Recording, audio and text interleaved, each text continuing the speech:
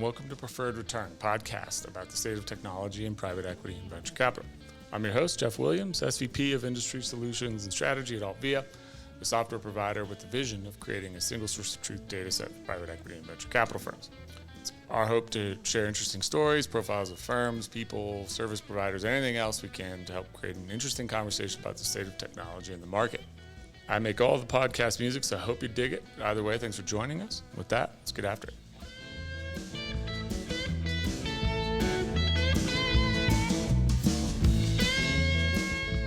Tell me a little bit about Mighty Capital, about you all, and we'll take it from there. Okay, Mighty Capital's been around for 4 years. And prior to Mighty Capital, the founder, SC Moeti, actually was the managing director of the Angel Forum. So the Angel Forum was around Silicon Valley for over 21 years. And because the previous managing partner desired to retire, then I think SC stepped up and take over. However, the business model has changed. Our investment thesis has been updated and upgraded to today's investment environment, and also especially with the technology digitized transformation accelerated by this pandemic. I think we look forward to share what our investment thesis is, because I think it is important relative to the entrepreneur as well as the VC community. I think what really makes Mighty Capital unique is the relationship with a forum called Products Account. And Products Account was also founded by Essie. She's a former entrepreneur.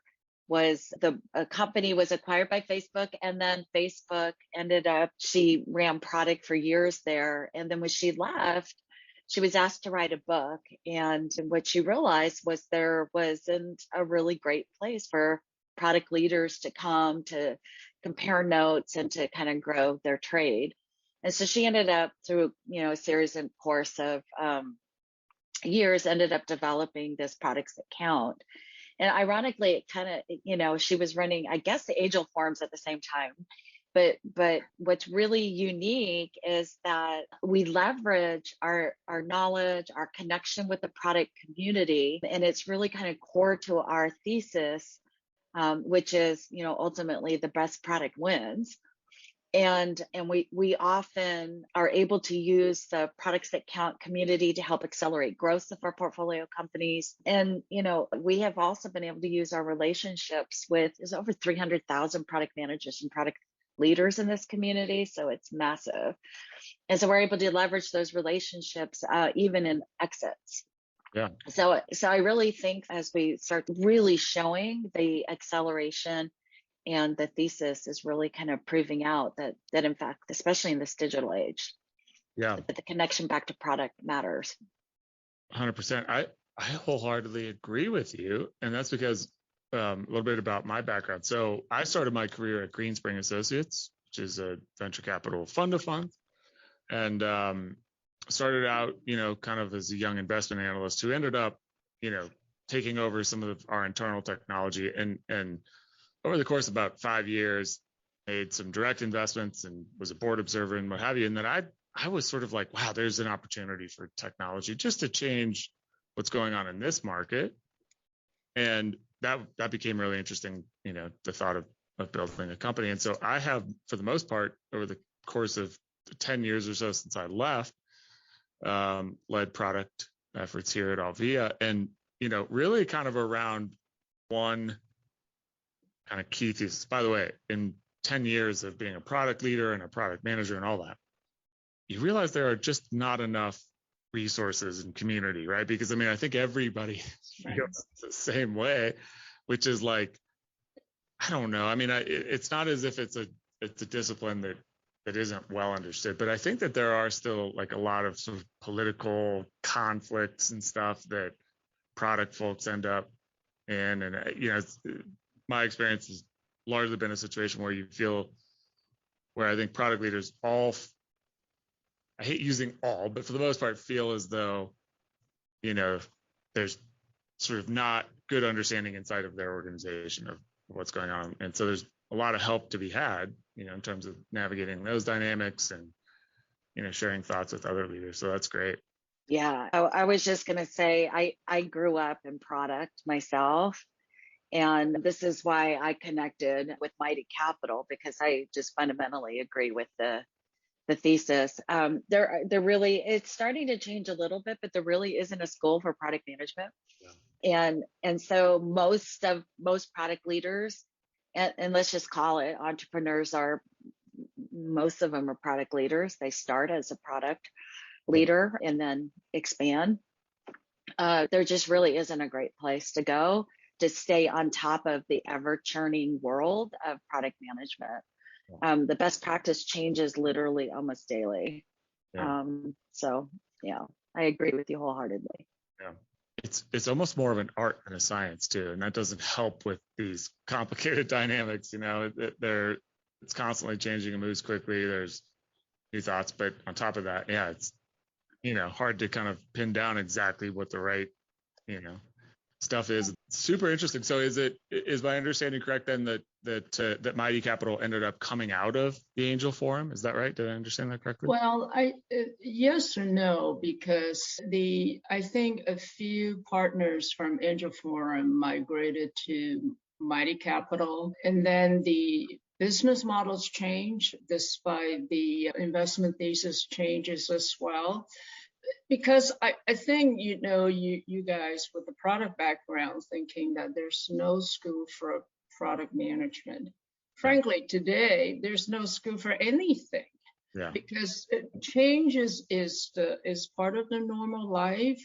So actually, if you look at, not only we focus on products, right, but we also change the dynamic, how we build the ecosystem within the investment community. As you know, this is very broad. And with my background, I always in the capital space, whether it's debt or capital markets, you always look at that as an investment.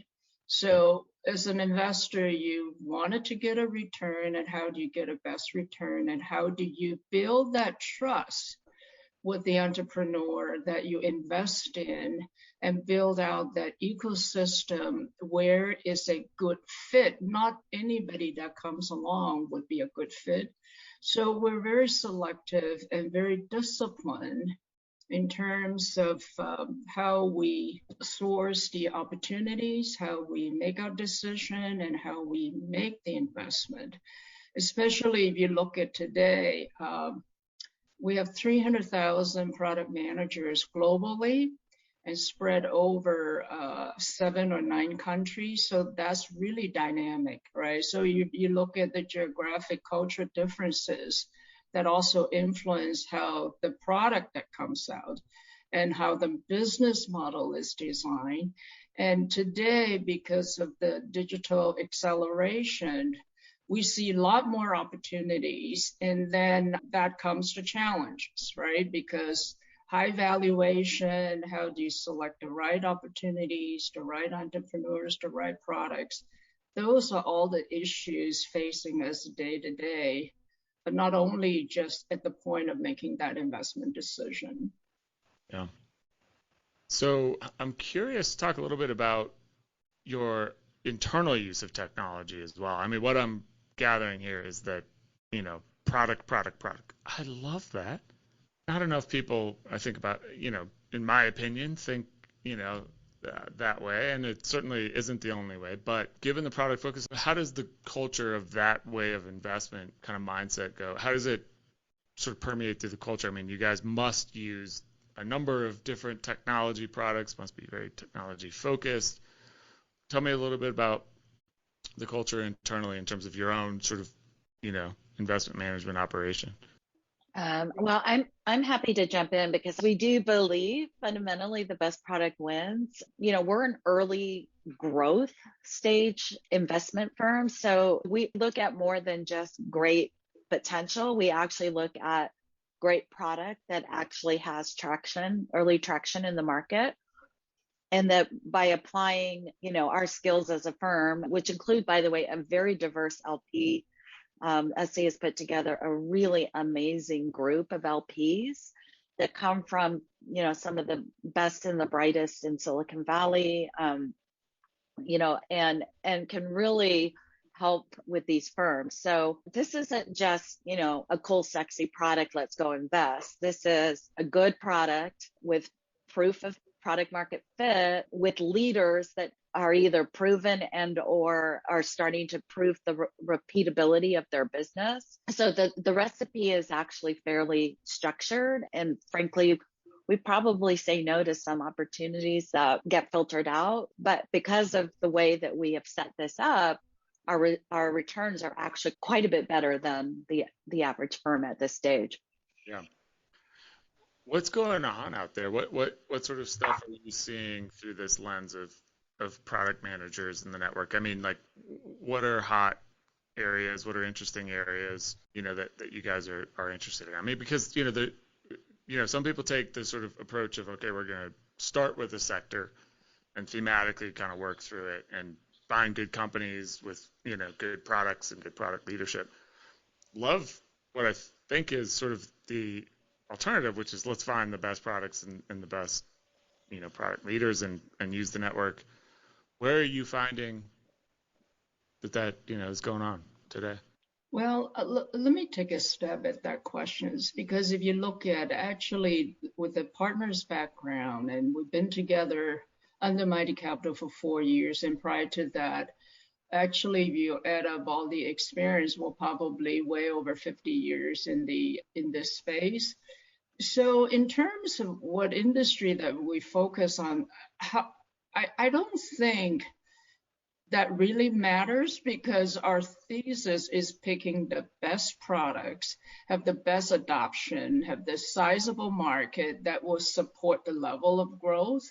So to begin, we're sort of investing in the pre-profit company, meaning that the entrepreneur at the beginning stage of go-to-market, and we finance that period of accelerated growth until they hopefully get to the mature level and come up with an exit strategy. So today, because the acceleration, if you look at AI, is important, data management has become enormously incredible, because without data, you cannot really drive your AI. And why data management is important, because I know many years ago, I used to launch this thesis about database-driven marketing.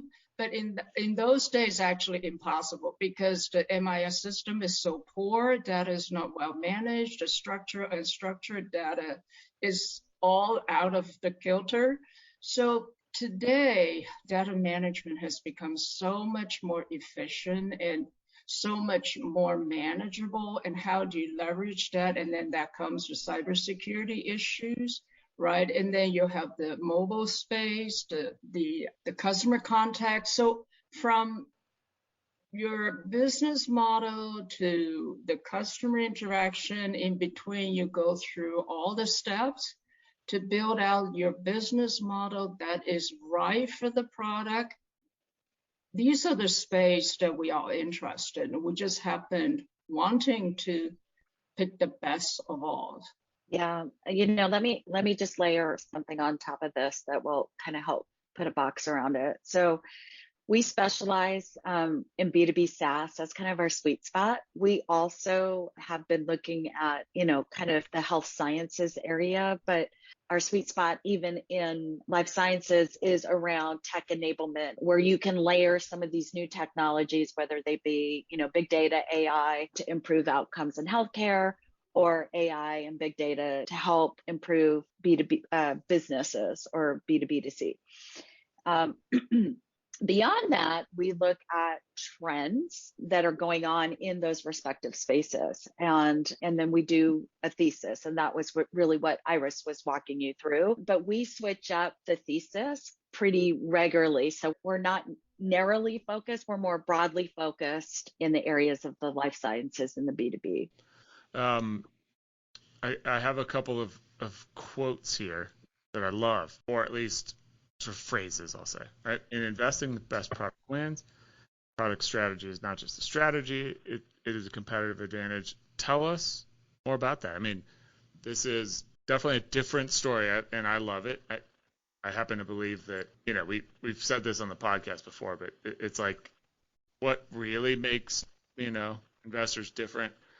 I think having come from the LP side of the universe, it's not as much as, all of those GPs want to think, right? Sort of like, well, that is not that differentiated. We've been together for 15 years or something. And what I really like to see, the evolution now of very differentiated strategies. I mean, it's very clear, just in speaking with y'all for a few minutes, your website, all about it. Tell us, this is like the sort of ethos, it seems, of the firm, right? You mentioned it once before. Those phrases are pretty straightforward on the surface. Tell us what they really mean to y'all. You want me to take the first stab, Iris, and then you can? Yeah, go ahead. Actually, I have my own little rules to share. So, our belief, honestly, in the digital world is that what you can do with technology is evolving massively. And it's pretty easy these days to create a product, frankly. And what's not easy is to create a unique product that gains adoption quickly. And there's certain recipes required to making that happen, phases of growth. And I think really where Mighty Capital, with the help of Products Account, frankly, has really found a sweet spot in finding these companies that are showing the early traction, and then kind of applying our knowledge as both an LP community as well as the product management community at Products Account. We're able to help like really almost light these afterburners onto these product teams. Some of the examples of some of the companies that have been able to help, that DigitalOcean, Amplitude, these are some really, very high growth, successful B2B SaaS companies that have been really able to leverage.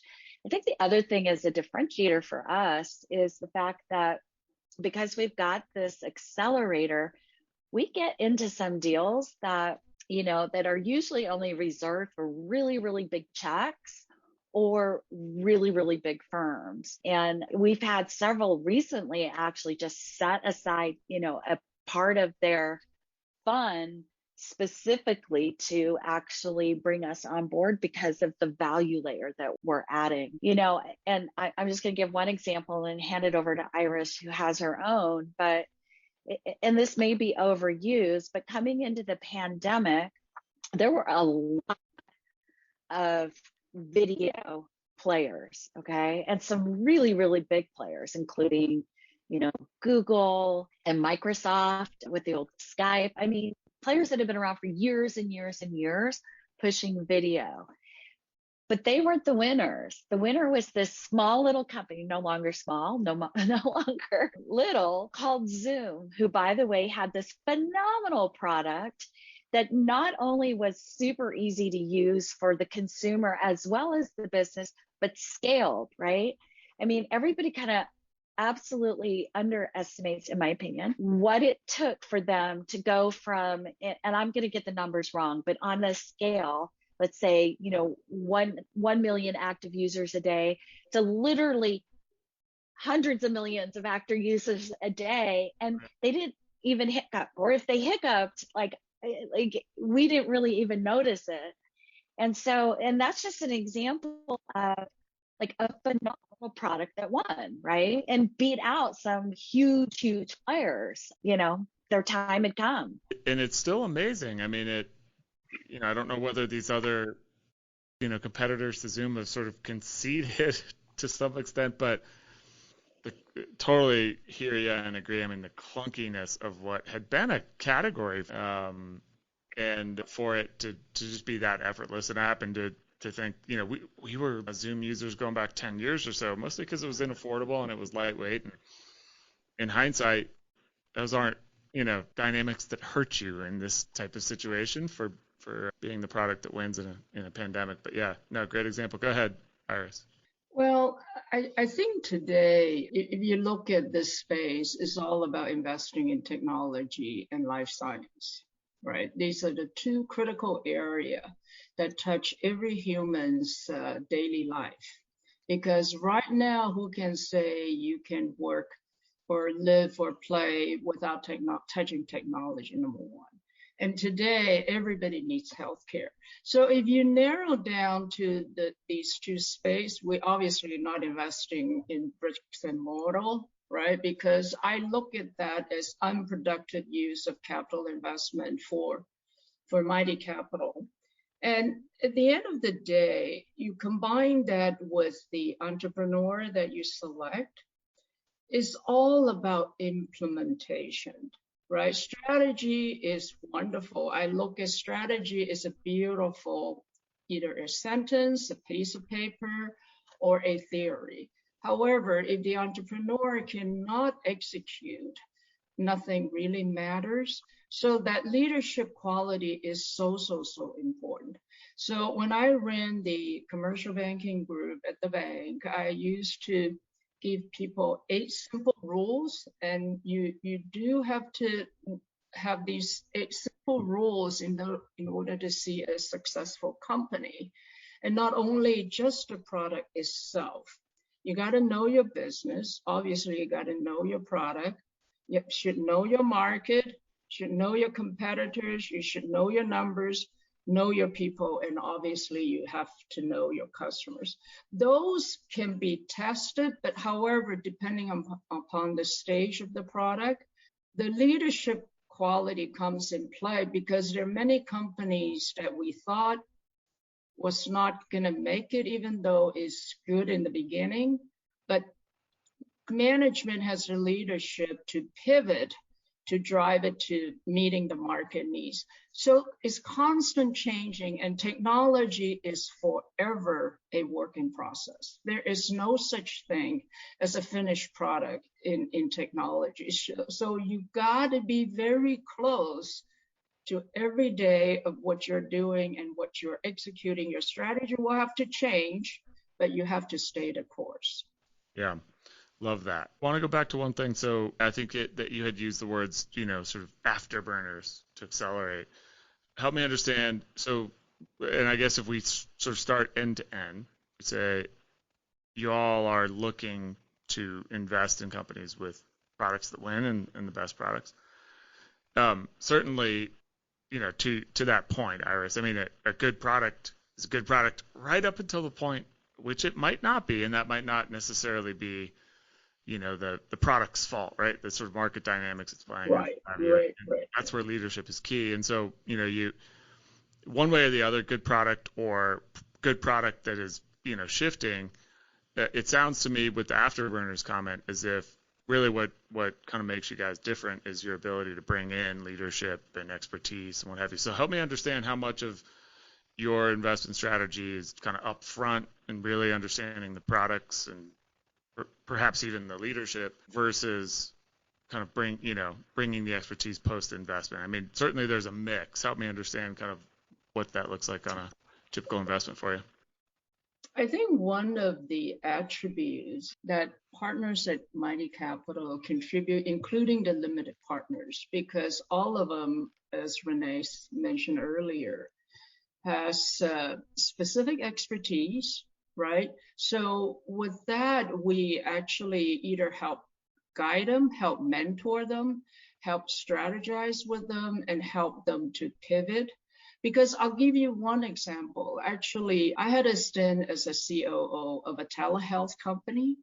I remember 5 years ago, even 6 years ago, when we started to build this company, the technology is wonderful compared to the EMR that Epic put together. It was very onerous. The EMR that the company built was tremendous, very easy to use. The doctors were not frustrated. You can get the patients log on and the EMR record downloaded. However, at that time, it was no pandemic, right? People are still so used to seeing the doctors.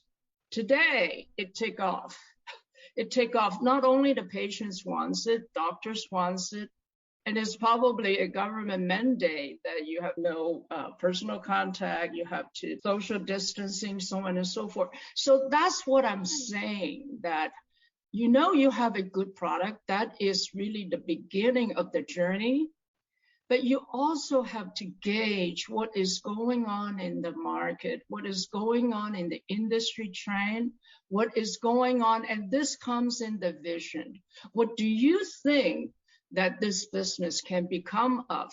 At the time when we built that company, we wanted to be the world best medical service that offered to every corner of the world. Here it is, the pandemic helped us to get there, right? We just so happen to touch on this. I mean, if anything, that pandemic brings out the value is forcing all the entrepreneurs to even think harder how to make technology really, really works for everybody.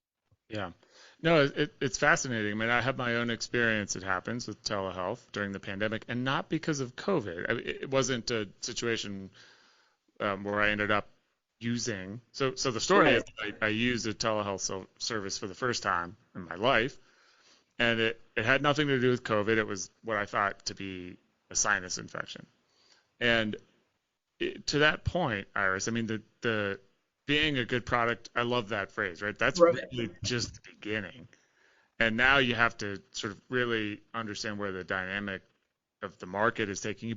And I think that, there has to be a little bit of luck in all of these things, right? I mean, in my case, somebody suggested that I tried the telehealth service, and the experience was outstanding. But I think that if I recall correctly, like they had just had their first experience with telehealth as the result of, the dynamics in the world that we're living through as the result of a pandemic. And so it was really quite fascinating. That's when, there can be a number of great products there, but absolutely, how well equipped are they to deliver an outstanding experience that's going to, within the dynamic of the market that they're playing in, creating, something that will create opportunity, for that product or for that company that offers it. But back to Mighty Capital thesis, right? Because we invest in the sort of the early growth phase.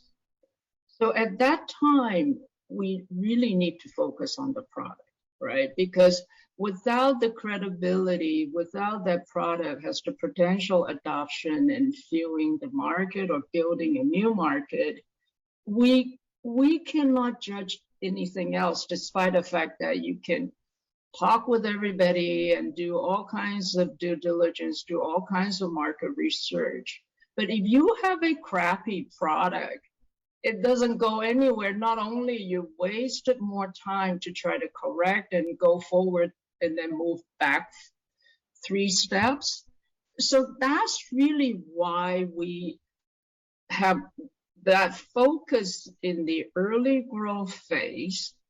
And then the other factors, because we can combine that with the partner expertise, we either mentor, guide, or help. And on top of that, the capital is also one of the elements, right? Without capital, the entrepreneur cannot go through all the growth phases. Yeah, I'd love to add something to your original question, which is, are we better before or after, and where is our expertise relative to the investment?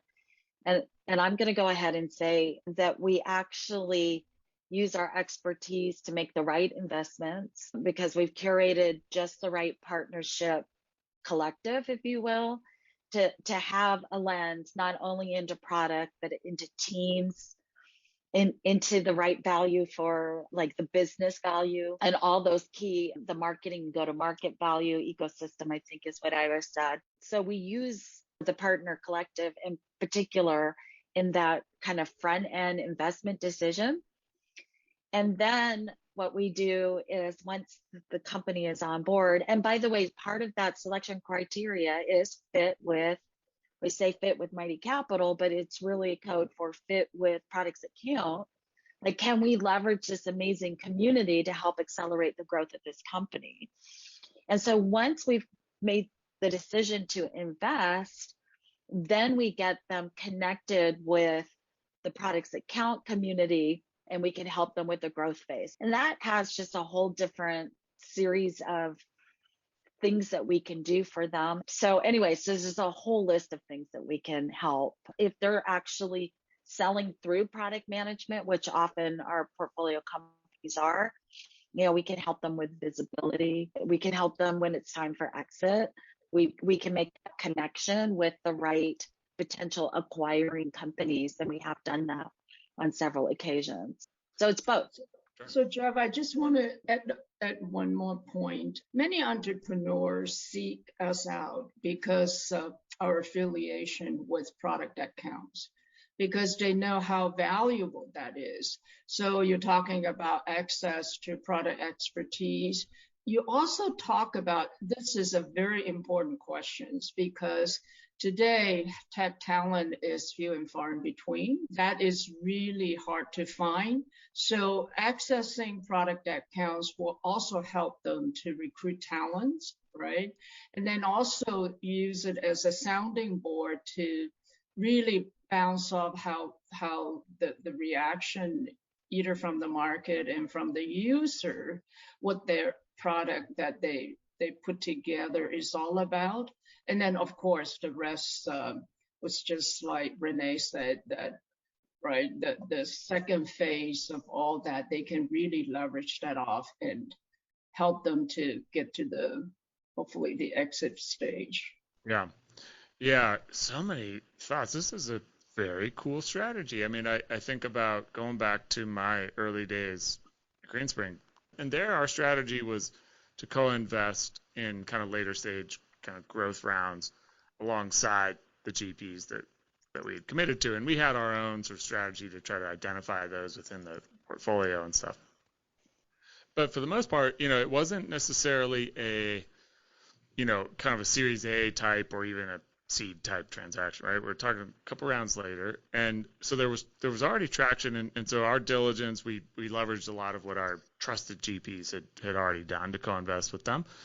But, for the most part, it was like product management made sense to me, because in many ways that was sort of, a lot of the exercise we were going through at those stages is like, well, how big is this market?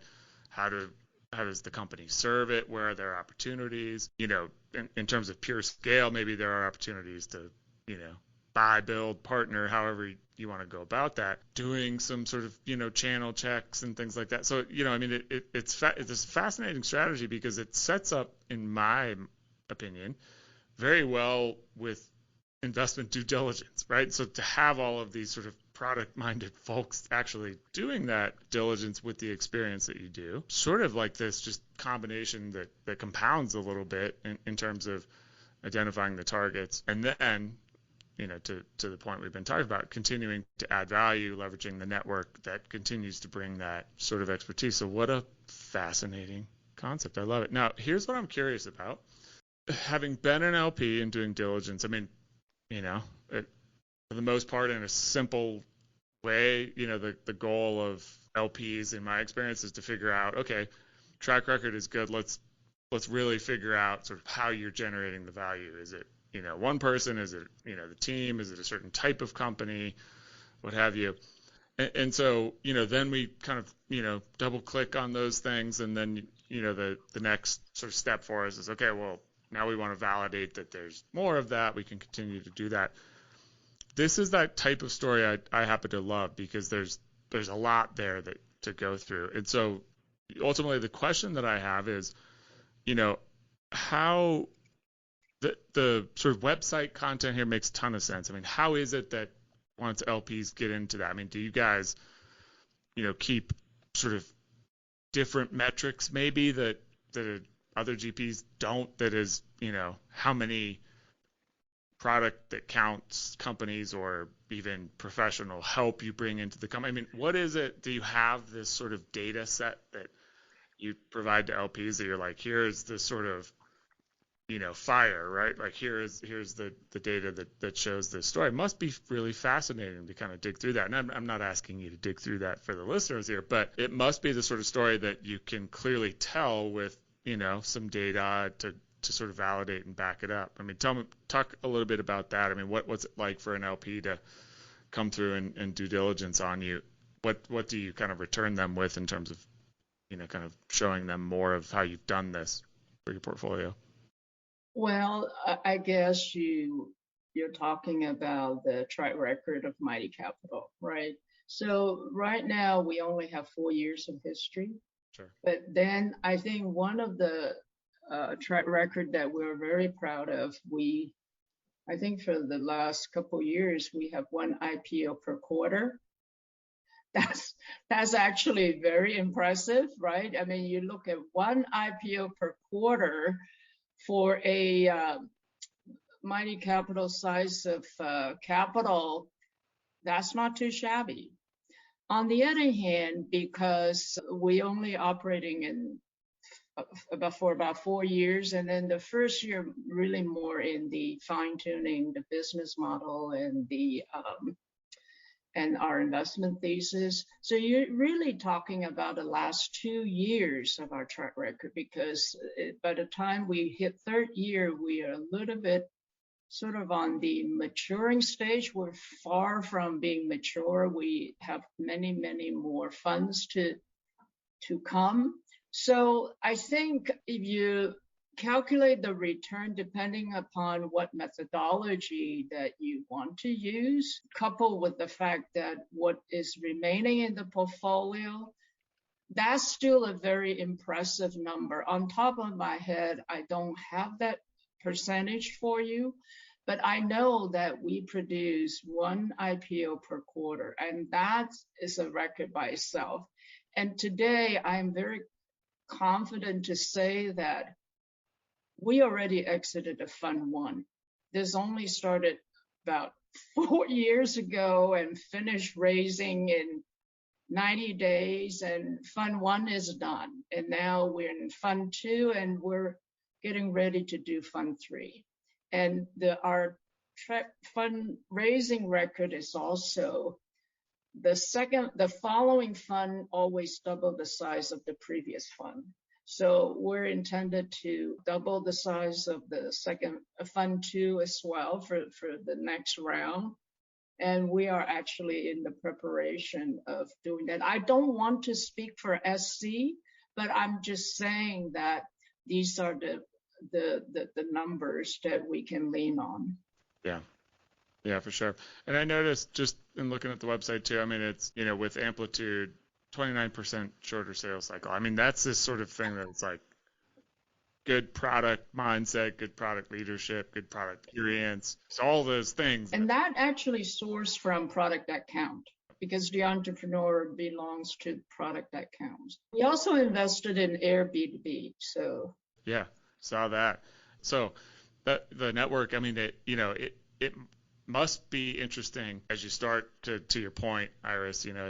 It's still a kind of early days for the firm, but certainly, all of the talk about this occasionally, all of the exhaust that's being created in data, right? I mean, it's sort of like, okay, well, we connected, from the product that counts, products that count, network. We put some people in here. I mean, that stuff is just sort of exhaust perhaps at this point, right? But at some point, and probably already, but must be fascinating to start to kind of look at what some of the data, tells you. But one thing I also want to mention, that all the investment that we have made so far, the entrepreneur and together with their leadership team, they immediately wanting access to product that count.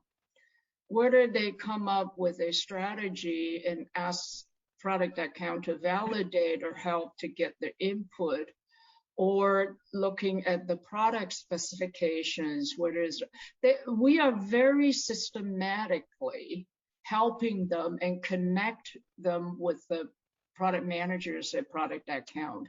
Keep in mind that the people belong to product that count. They all are experienced product manager. So they see much more beyond just what the entrepreneur seeing their products placed in the marketplace. So that feedback is invaluable to them because, like I said, technology is always a working process. What do they need to pivot? What do they need to sort of modify? They rebuild the business model.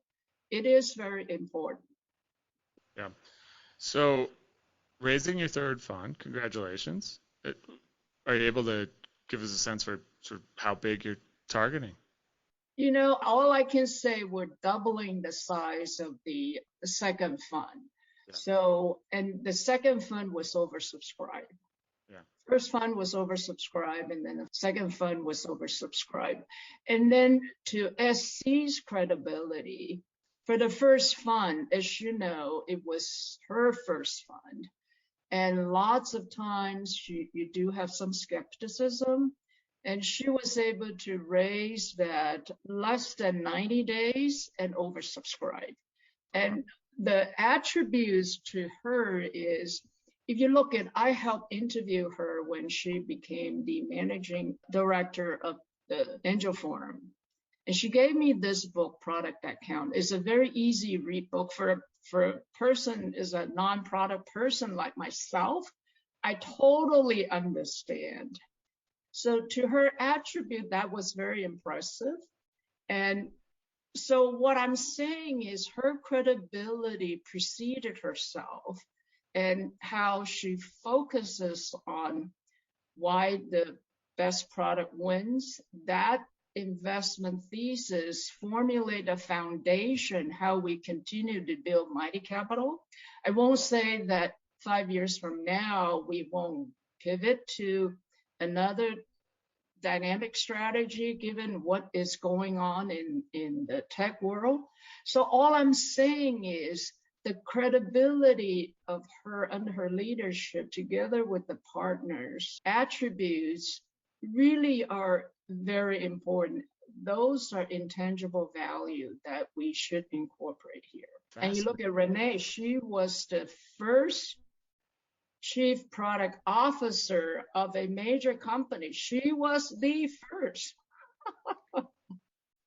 There is no proof that I was the first. You're an outstanding product leader, and everybody knows it.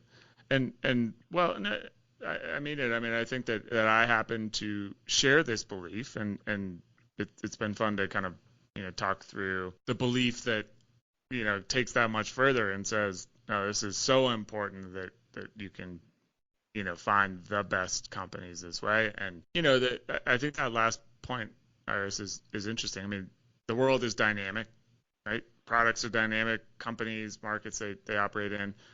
And so even just this sort of mindset, I think, of product-minded folks and product strategies and things like that are, in my experience, some of the folks that are, quickest to sort of, embrace that, acknowledge it, and to do something about it and know what to do as the result of it, and go out and find, a new problem to solve or what have you. So the whole sort of integrity of the model and the sort of ethos is a fascinating one to invest against. And it sounds like you guys are doing well at it. So congratulations. It's really cool to see. Well, what's kind of closing thought? I mean, what's going on in the world? What are you most excited about? What's pretty loose, but give us kind of a parting thought. This is an amazing story, and I'm glad that we got to hear about it. But tell us something in parting that's on your mind now. I'll kick it off for you. How's that? Being a product person, as we've well established, I'm going to start with what I'm seeing that's exciting. And then potentially a little bump in the road that I see that we're going to have to navigate. So what I'm seeing is, and this is not surprising, but the pandemic has really accelerated digital transformation, which was well on its way. But what is really exciting is, even though big data, AI, those are all really big buzzwords, but the actual practical application to accelerate business growth is starting to happen. And, the one that I'm personally the most excited about and that we're starting to see a lot of deal flow come through is in the area of improving cybersecurity. We're seeing a lot in the area of categorize it as kind of next generation healthcare, where we're able to use this whole digital future, married with analytics to have a much more effective healthcare system with much better outcomes in the future. And so, and these are all kind of happy side effects, frankly, of acceleration as a result of the pandemic. We hope we don't have another pandemic anytime soon. So I'm not suggesting this as any kind of permanent fuel for acceleration, but let's take advantage of the good aspects. I think the unintended consequences are the soft side. We're calling it, instead of, the Great Recession or the Great Depression, we're seeing the Great Resignation.